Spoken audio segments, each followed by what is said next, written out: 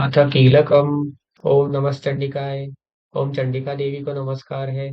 मार्कंड जी कहते हैं, विशुद्ध ज्ञान ही जिनका शरीर है, तीनों वेद ही जिनके तीन दिव्य नेत्र हैं, जो कल्याण प्राप्ति हेतु है तथा अपने मस्तिष्क पर अर्ध चंद्र का मुकुट धारण करते हैं, उन भगवान शिव को नमस्कार है।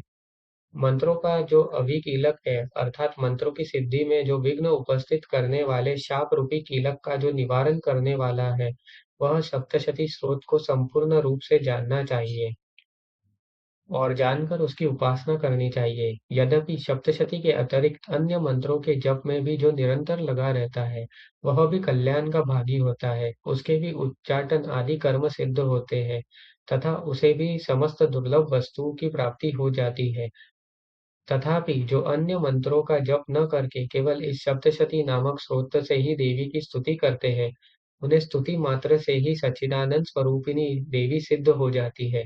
उन्हें अपने कार्य की सिद्धि के लिए मंत्र, औषधि तथा अन्य किसी साधन के उपयोग की आवश्यकता नहीं रहती।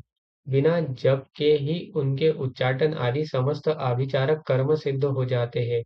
इतना ही नहीं, उनकी संपूर्ण अभीष्ट वस्तुएं भी सिद्ध होती है।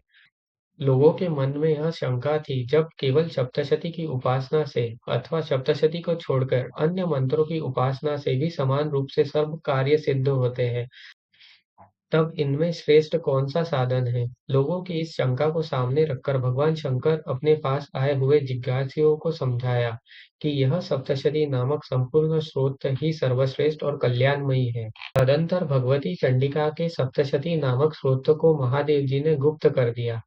सप्तशती के पाठ से जो पुण्य प्राप्त होता है, उसकी कभी समाप्ति नहीं होती, किंतु अन्य मंत्रों के जप जन्य पुण्य की समाप्ति हो जाती है। अतः भगवान शिव ने अन्य मंत्रों की अपेक्षा जो सप्तशती की ही श्रेष्ठता का निर्णय किया, उसे यथार्थ ही जानना चाहिए। अन्य मंत्रों का जप करने वाला पुरुष भी यदि सप्तशती के स्रोत और जप का अनुष्ठान कर ले, तो वह भी पूर्ण रूप से कल्याण का भागी होता है। इसमें तनिक भी संदेह नहीं है। जो साधक कृष्ण पक्ष की चतुर्दशी अथवा अष्टमी को एकाग्रचित होकर भगवती की सेवा में अपना सर्वस्व समर्पित कर देता है और फिर उसे प्रसाद रूप से ग्रहण करता है, उसी पर भगवती प्रसन्न होती है, अन्यथा उनकी प्रसन्नता नहीं प्राप्त होती। इस प्रकार सिद्धि के प्रतिबंधक रूप कीलक के द्वारा महादेव जी ने इस स्रोत को किलित कर रखा है।